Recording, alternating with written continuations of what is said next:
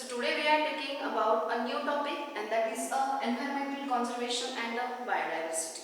Before taking this topic, we have to see a big story of a small man, and this story of about the Jadhav Molai Pen. The Jadhav Molai Pen was or is a highly capable person born in a nomadic tribe of Assam in 1963. म्हणजे भटक्या विमुक्त जमातीमध्ये आसाममधील या माणसाचा जन्म झाला आहे 1963 मध्ये. He is a working as a forest worker for the about the age of 16 years. त्यांच्या वयाच्या 16व्या वर्षापासून ते जंगलामध्ये किंवा फॉरेस्टमध्ये ॲज अ फॉरेस्ट वर्कर म्हणून ते काम करत होते. Once there was a dying of many snakes are dying in the flood of Brahmaputra river. एकदा काय झालं की ब्रह्मपुत्रा नदीला खूप मोठ्या प्रमाणावर पूर आला आणि त्या पुरामध्ये खूप सारे जे साप होते ते मरून आणि वाहून गेले. याचं प्रिकॉशन म्हणून for the precaution he was planting the number of trees of the 20 trees of the bamboo plantlets. जे बांबू प्लांटलेट्स जे आहे याचे त्यांनी 20 झाडे लावले आणि ते प्रिकॉशन घेतली त्यांनी की जेणेकरून जे साप आहे ते मरून वाहून जाऊ नये यासाठी. मग नंतर काय झालं 1979 मध्ये तिथले जे लोकल सोशल डिपार्टमेंट आहे, सोशल जे फॉरेस्ट्री डिपार्टमेंट आहे, that began a social afforestation program for 200 acres. 200 acre वरती त्यांनी काय केलं तर झाडं लावण्याची प्रोग्राम जो आहे तो सुरुवात केली तिथल्या डिपार्टमेंट ऑफ एन्व्हायरमेंटच्या जे डिपार्टमेंट असेल त्यांनी. त्यामध्ये हे जे पेयंग होते ते एक फॉरेस्ट वर्कर म्हणून त्यामध्ये काम करत होते. So Molai continued to plant the trees and taking care of that trees after the completion of that project. तो 200 एकर वरती झाडं लावण्याचा जो प्रोजेक्ट होता तो प्रोजेक्ट कंप्लीट झाला आणि कंप्लीट झाल्यावरती सुद्धा मोलाईंनी काय केलं हे वन ऑफ द हा एकच असा वर्कर होता की त्याने काय केलं ते झाल्यानंतर सुद्धा 200 एकर झाडं लावून तो प्रोजेक्ट कंप्लीट झाला तरी त्यांनी त्यांचं झाडं लावण्याचं काम काय केलं चालूच ठेवलं. असं करता करता as a result he continuous working of the or taking caring of the this plants he bear a witnessed of about a forest of 1360 acres. आणि ते फॉरेस्ट जे होतं ते 200 एकरचा प्रोजेक्ट संपल्यानंतर त्यांनी जी झाडं लावली ते 1360 एकर एवढं मोठं जंगल तयार झालं. Today this jungle or this forest is known as a jungle in the Kokilamukh Jorhat district of Assam. आसाममध्ये असलेल्या जोरहट डिस्ट्रिक्टमध्ये कोकिलामुख नावाने त्या ठिकाणी हे जंगल आहे. दिस जंगल किंवा दिस फॉरेस्ट वॉज टुडे किंवा आज त्याला काय म्हटलं जातं तर मोलाई जंगल म्हणून ते ओळखलं जाते. त्यांच्या या वर्कसाठी त्यांच्या या कामासाठी for his unparallel work our government of India give a prestigious Padmashri award to them. त्याला जे त्यांचे हे काम जे होतं यासाठी त्यांना आपल्या जे इंडिया आहे या भारताच्या गव्हर्नमेंटने सरकारने त्यांना पद्मश्री अवॉर्ड दिलेला आहे. So many people can come together for a destroy the one forest or if one person if determined can be establish a new forest. म्हणजे एखादा व्यक्तीने किंवा जास्त लोकांनी ठरवून तर ते एक फॉरेस्ट काय करू शकतात नष्ट करू शकतात. पण जर एका व्यक्तीने जर ठरवलं तर तो एवढं मोठं जंगल तयार करू शकतो. मग आता तात्पर्य काय या गोष्टीवरून आपल्याला हे शिकायचं आहे की इथे आपण जी झाडं आहे किंवा आज आपल्याला लक्षात येते की झाडं हे किती इम्पॉर्टंट आहे. So for the conservation of the environment we have to plant the trees. So tree plant करणं हे किती इम्पॉर्टंट आहे तर एक व्यक्ती जर एवढं फॉरेस्ट तयार करू शकतो तर आपण 2-3 झाडं लावून ते वाढवू शकतो की जेणेकरून आपण एन्व्हायरमेंटच्या कॉन्झर्वेशनमध्ये थोडंफार आपलं काय घेऊ शकतो पार्ट हा घेऊ शकतो. So let's start our topic that is the environmental conservation and the biodiversity. So आपण मागच्या या अगोदरच्या व्हिडिओमध्ये बघितलेलं आहे की एन्व्हायरमेंटल कॉन्झर्वेशनची नीड का आहे गरज का आहे आणि हे कॉन्झर्वेशन जर करायचं आहे त्यामध्ये बायोडायव्हर्सिटी सुद्धा डिफरंट प्रमाणावरती आहे. So most harmful effect of the environmental pollution is occurs in the living organisms. किंवा लिव्हिंग ऑर्गॅनिझम्स वरतीच काय होतं तर जे हार्मफुल इफेक्ट आहे ते पोल्युशनचे होत असतात. So you have see different examples for that की याचा हार्मफुल इफेक्ट पोल्युशन हे ह्युमन बीइंग किंवा लिव्हिंग ऑर्गॅनिझम्स करतात आणि त्यांचा परिणाम हा त्याच्यावरच होत असतो. त्यामुळे हे पोल्युशन आपण थांबवलं पाहिजे, कॉन्झर्वेशन करण्यासाठी मदत केली पाहिजे किंवा पब्लिक पार्टिसिपेशन इथे वाढलं पाहिजे. This in the nature. आपलं जे नेचर आहे हे रिचली डायव्हर्स आहे. बायोडायव्हर्सिटी ही खूप मोठ्या प्रमाणावरती प्रेझेंट आहे. मग ही बायोडायव्हर्सिटी जी प्रेझेंट आहे ही कशामुळे आहे तर different types of organisms present आहे, स्पेसीज आहे, व्हेरिएशन्स आहे. सो यामुळे काय होतं की मेनी टाइप्सच्या बायोडायव्हर्सिटी इथे प्रेझेंट आहे. Ecosystems are different, there are different types of organisms, different types of species are there. Due to that there is this different types of biodiversity. So there are three type of biodiversities are in the nature. So nature मध्ये तीन टाइपचे biodiversity आहे. First is the genetic diversity. Genetic biodiversity. Then second one is the species biodiversity. And third one is the ecosystem biodiversity.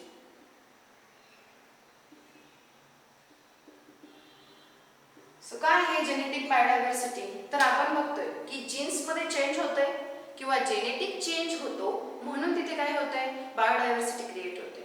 In the living organism due to diversity is occurs due to the genetic variation this is called as a genetic biodiversity. आपण असं बघतोय की human being जे आहे no one can same with the other. कोणताही human being हा other दुसऱ्या बरोबर सिमिलर दिसत नाही. मग असं का होतं because of this genetic change. And हा जेनेटिक चेंज जो होतो त्याच्यामुळेच काय होतं जेनेटिक बायोडायव्हर्सिटी आपल्याला दिसते आहे. देन नेक्स्ट आहे species biodiversity. Innumerable number of species are present in the nature and this is called as a species biodiversity. की खूप सारे स्पेसीज प्रेझेंट आहे नेचरमध्ये आणि त्यामुळे ही स्पेसीज बायोडायव्हर्सिटी येते. There are different types of species present in the nature and due to that this is a species biodiversity. And third one is the ecosystem biodiversity. Ecosystem biodiversity आपण बघतोय की नेचरमध्ये different types of ecosystems are present. The ecosystems are their characteristics are also different because of the animals, because of the species, because of the plants are different in that different ecosystems. Their characteristics, their habitats are different and that is why there is a ecosystem biodiversity. So there are different types of biodiversities present in the nature. So due to that we have to conserve this nature. So there should be a positive attitude of the human being towards the environment for the welfare of the human beings or welfare of all living organism.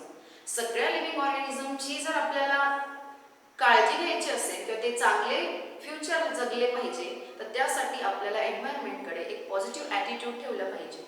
आणि त्यासाठी for this purpose we have to perform a different types of conservator, different types of roles in the environment.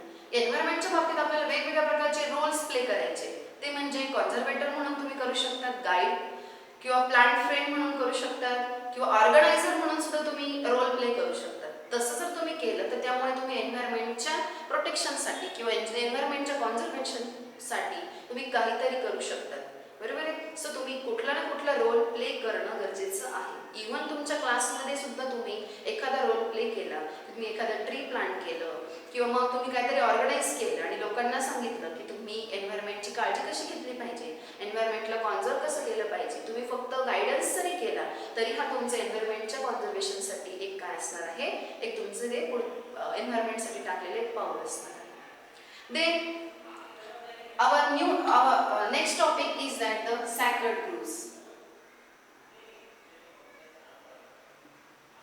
एक topic दिलेला आहे तुम्हाला sacred grooves नावाचा, म्हणजे पवित्र उपवन. आता पवित्र उपवन किंवा सॅक्रेड ग्रूव्स म्हणजे काय तर a forest a concert in the name of God. म्हणजे असं फॉरेस्ट, असं जंगल की जे देवाच्या नावाने राखून ठेवलं जातं त्याला म्हटलं जातं sacred groves. Sacred groves is nothing but the sanctuaries that are conserved by the name of God. म्हणजे हे जे सॅक्रेड ग्रूव्स आहे हे काय आहे तर एक सँक्च्युरी आहे, अभयारण्य आहे की जे देवाच्या नावाने राखून ठेवले जातात. As the name given by as these forests are conserved by the name of God, it have a special protection. असं देवाच्या नावाने राखून ठेवलेलं हे जंगल असतं किंवा फॉरेस्ट असतं त्यामुळे त्याला स्पेशल प्रोटेक्शन असतं. हे जे जंगल आहे किंवा हे जे सॅक्रेड ग्रूव्स आहे हे तिथला लोकल पीपल जे आहे ते कॉन्झर्व करतात, not by the government. Government याला कॉन्सर्व करत नाही, तर तिथले लोकल जी पब्लिक असतात ते याला कॉन्सर्व करत असतात. More than 13,000 sacred groves are present in the or have been reported in our India. So आपल्या इंडियामध्ये 13,000 पेक्षा जास्त सॅकेड ग्रुप्स जे आहेत ते रिपोर्ट केलेले आहेत किंवा याच्यापेक्षा जास्त प्रेझेंट आहेत. फक्त इंडियामध्येच नाही तर आपल्या सगळ्या ऑल ओव्हर द तर महाराष्ट्रामध्ये सुद्धा काही सॅकेड ग्रुप्स प्रेझेंट आहेत. वेस्टर्न घाटपासून ते पूर्ण महाराष्ट्र ह्यामध्ये छोटे मोठे जे आहेत ते सॅकेड ग्रुप्स हे प्रेझेंट आहेत. So there are from the these clusters of thick forests are present not only in the western Ghat of the India over the entire country, पण ते सगळ्या भारतामध्ये हे फक्त वेस्टर्न घाटच नाही तर फक्त भारतामध्ये काय आहे हे प्रेझेंट आहे. So this is all about the sacred. Some symbols are given below. We have to find the meaning of those symbols in the relation to the environment conservation. So make a list of other such symbols. You also have some other symbols and you have to list that symbols. So हे जे symbols इथं दिलेले आहे हे symbols तुम्हाला पेपरमध्ये विचारले जातात. 1 मार्क्ससाठी किंवा 2 मार्क्ससाठी हे विचारले जातात. हे सिम्बॉल्स इम्पॉर्टंट आहेत. सो या सिम्बॉल्सचं मिनिंग काय आहे हे बघूया आपण. तर इथे तुम्हाला दिसतं आहे की हा जो फर्स्ट सिम्बॉल आहे की हा सिम्बॉल तुम्हाला कुठेही ज्या ठिकाणी तुम्ही खाण्याच्या वस्तू खातात त्याच्या किंवा पॅकेटवरती सुद्धा तुम्हाला हा सिम्बॉल दिसतो. याचा अर्थ तुम्ही वापरलेली वस्तू जी आहे ती खाल्ल्यानंतर तिचं जे रॅपर आहे ते तुम्हाला कुठे टाकायचं आहे डस्टबिनमध्ये टाकायचं आहे. So this symbols tells us to keep our waste carefully. The garbage should not be strewn anywhere, so but it should be properly managed. Waste if managed properly can be a well. So waste जे आहे ते जर properly manage केलं तर ते चांगलं राहू शकतं आपल्यासाठी. यासाठी आपल्याला कीप युअर सिटी क्लीन असा हा मेसेज हे सिम्बॉल देतं. देन नेक्स्ट सिम्बॉल जो आहे हा सिम्बॉल आहे तो ग्रीन एनर्जीचा वापर करायचा आहे तुम्हाला किंवा जी एनर्जी आपण वापरतो इलेक्ट्रिक एनर्जी त्याचा वापर आपल्याला कमीत कमी करायचा आहे. So this symbols tells us to save the electricity save करा. If electricity is carefully used we can save our natural resources. जर इलेक्ट्रिसिटीचा वापर आपण कमी प्रमाणात केला किंवा केअरफुली यूज केला तर त्यामुळे नॅचरल रिसोर्सेस चांगल्या प्रकारे किंवा जास्त दिवस टिकू शकतात. This message is given through this picture. Then next is इथे तुम्हाला सायकल दाखवले आहे. सो यूज ऑफ बायसिकल याचा अर्थ आहे use of bicycle means you have to use a green energy source. Okay so by riding on a bicycle we can save on fuel and use our muscular energy. So it is the best eco-friendly and non-polluting vehicle. So we have to use the vehicle cycle for the as a green energy source. So next one is the save the water. Save water. This symbol is giving a message as a save water. Sustainable use of water is necessary for our future. So water जे आहे हे फ्युचरसाठी आपण राखून ठेवलं पाहिजे. त्यासाठी त्याचा कमीत कमी वापर केला पाहिजे किंवा योग्य प्रमाणे पाण्याचा वापर करणं गरजेचं आहे हे या सिम्बॉलवरून आपल्याला लक्षात येते. Okay so there are some other symbols also. So you have to list that symbol and finding out the meaning of that symbols. Okay so our next point is how can the biodiversity be conserve. जी आपली biodiversity आहे ती आपण conserve कशी करू शकतो काय करू शकतो त्यासाठी. तर त्यासाठी आपल्याला इथे 7 पॉईंट्स दिलेले आहेत and that are very important. हा क्वेश्चन तुम्हाला इम्पॉर्टंट आहे. परीक्षेच्या दृष्टीने जर आपण विचार केला तर हा महत्त्वाचा क्वेश्चन आहे. How can the biodiversity B conserve. हे नेहमी पेपरला विचारलं जाऊ शकतं. तर how the biodiversity B conserve यासाठी फक्त हे 7 पॉईंट जरी तुम्ही लक्षात ठेवले तरी पुरेसा आहे सफिशियंट आहे. So the first point is protecting the rare species of organisms. काय आहे तर protecting the rare species of organisms. जर आपल्याला एन्व्हायरमेंट कॉन्झर्व करायचं आहे तर आपण काय करू शकतो ज्या रेअर स्पेसिस आहेत ज्या नष्ट होत आहेत ज्या कमी प्रमाणामध्ये प्रेझेंट आहे अशा ज्या ऑर्गॅनिझम्सच्या स्पेसिस आहे याला आपल्याला काय करायचं आहे कॉन्झर्व करायचं आहे किंवा त्यांना प्रोटेक्ट करायचं आहे की जेणेकरून आहे त्या स्पेसिस तरी आपल्याला जास्त दिवस टिकल्या पाहिजे. यासाठी आपल्याला रेअर स्पेसिसचं प्रोटेक्शन करायचं आहे. Then second one is establishing the national parks and the sanctuaries. National parks आणि सँच्युरीजला काय करायचे तयार करायचे वेगवेगळ्या प्रकारच्या. मग ह्या जर नॅशनल पार्क्स जर आपण तयार केले, सँच्युरीज जर बनवले, तर त्यामुळे एन्व्हायरमेंटमध्ये फॉरेस्ट वाढतील, नंबर ऑफ ट्रीज इन्क्रीज होतील आणि त्यामुळे एन्व्हायरमेंटमध्ये असलेले जे काही प्रॉब्लेम्स आहेत हे कॉन्सर्न किंवा एन्व्हायरमेंटमध्ये प्रॉब्लेम्स हे रिपेअर होऊ शकतात किंवा एन्व्हायरमेंट कॉन्झर्व होणार आहे. So we have to establishing the different types of national parks and the sanctuaries. Then third one is declaring the some regions as a bioreserves. काही जे रिजन्स आहेत त्याला तुम्ही बायोसर्वर्स म्हणून काय करा, डिक्लेअर करा, की जेणेकरून रिकामी जर जागा असेल तर त्या ठिकाणी काय होतं की लोक कचरा देऊन टाकतात, त्यामुळे पोल्युशन होतंय. मग असे जे रिजन आहे ह्या रिजनला काय करा, बायोसर्वर्स म्हणून त्याला डिक्लेअर करा, की जेणेकरून बायोसर्वर्स म्हणून डिक्लेअर केलं तर त्यामुळे काय होणार आहे की तिथे कुठल्याही प्रकारचं पोल्युशन होणार नाहीये, त्यामुळे एन्व्हायरमेंट हे कॉन्झर्व होऊ शकतं. So for conservation of the environment, declaring the some region as a bioservice. Then fourth one is projects for conservation of special species. जे स्पेशल स्पेसीज आहे यांचं कॉन्झर्वेशन होण्यासाठी काय केलं पाहिजे, प्रोजेक्ट हाती घेतलं पाहिजे. की जसं आपल्या गव्हर्नमेंट ऑफ इंडियाने काय केलंय, टायगर जी स्पेसी आहे आपल्या इंडियामधनं कमी होत चाललेली आहे, तर त्यासाठी टायगर जे वाचवण्यासाठी एक प्रोजेक्ट हाती घेतलेला आहे की जेणेकरून आपल्या देशामधले जे वाघ आहे ते संपू नये किंवा त्यांची स्पेसीज या नष्ट होऊ नये यासाठी. So special species are there and for the special species जे आहेत त्यांच्यासाठी प्रोजेक्ट हाती घेतला पाहिजे त्यांच्या कॉन्झर्वेशनसाठी, की जेणेकरून आहे त्या स्पेसीज नष्ट व्हायला नको. Then fifth one is conserving all plants and the animals. की जे प्लांट्स आणि ॲनिमल्स आहेत यांना आपल्याला काय करायचं आहे, कॉन्झर्व करायचं आहे, की जेणेकरून त्यांच्या स्पेसीज ज्या आहेत त्या नष्ट होणार नाही, त्या बेनिष्ट होणार नाही. So all the plants and animals जे आहेत यांना आपल्याला कॉन्झर्व करायचं आहे. So you have to conserve the plants and the animals. Then observing the rules. Different types of rules are there for the conservation of the environment. की एन्व्हायरमेंटच्या कॉन्झर्वेशनसाठी तुम्ही pollution करू नका, त्यानंतर तुम्ही कचरा जो आहे तो कुठे टाकायचा आहे किंवा त्याचं वेस्टेज कसं मॅनेज करायचं आहे, या प्रकारचे वेगवेगळे रूल्स आहेत, बरोबर. मग या रूल्सचा आपण वापर केला पाहिजे किंवा ते ऑब्झर्व केले पाहिजे. So you have to observing the rules for the conservation of the biodiversity. Then maintaining the record of traditional knowledge.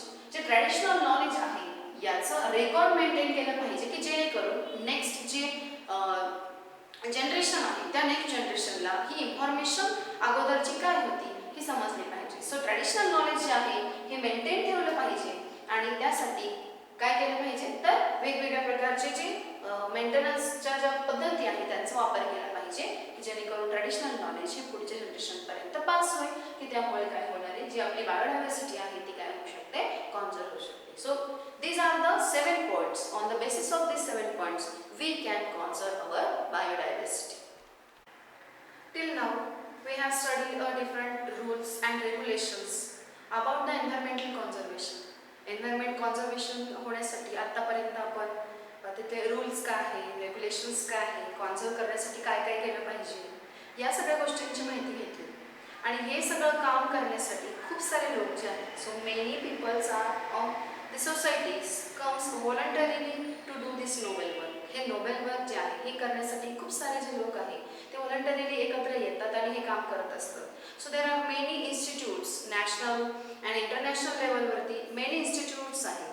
या इन्स्टिट्यूट्समध्ये काय होतं तर या टाईपचं जे एन्व्हायरमेंटच्या साठी जे वर्क आहे ते केलं जातं किंवा एन्व्हायरमेंटसाठी ज्या काही प्रॉब्लेम्स आहेत ते डिस्कस केले जातात, त्याचे प्रोग्राम्स आहेत ते डिस्कस केले जातात. So there are different voluntary organizations and the international environment organization that we have to see. आपल्याला ते बघायचे की कोणकोणते ऑर्गनायझेशन्स आहेत. सो व्हॉलंटरी ऑर्गनायझेशन्स आहेत ते म्हणजे बॉम्बे नॅचरल हिस्ट्री सोसायटी मुंबईमध्ये आहे Bombay natural history society. Then CPR environment group new Chennai येथे आहे. Gandhi peace foundation environment cell Delhi येथे आहे. चिपको सेंटर तेहरी गरवाल या ठिकाणी आहे. सो हे व्हॉलंटरी ऑर्गनायझेशन्स आपण बघतोय की जे आपल्या देशामध्ये प्रेझेंट आहे. असे कोणकोणते ऑर्गनायझेशन आहेत की जे एन्व्हायरमेंटसाठी वर्क करत असतात. Centre for the environment education Ahmedabad या ठिकाणी आहे. Then Kerala science literature council Trivandrum येथे आहे.